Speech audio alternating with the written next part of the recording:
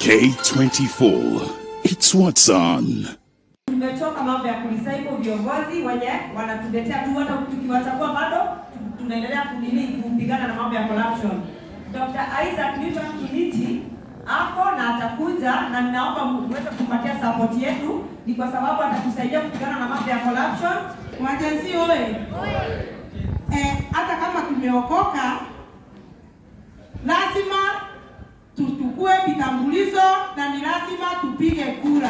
Hiyo ni haki kutoka kwa Biblia. Ni kweli ama si kweli? Kweli. Kwa hivyo nawaomba kila mmoja ambaye ako hapa, awe ni Gen Z, awe ni millennium, awe ni mama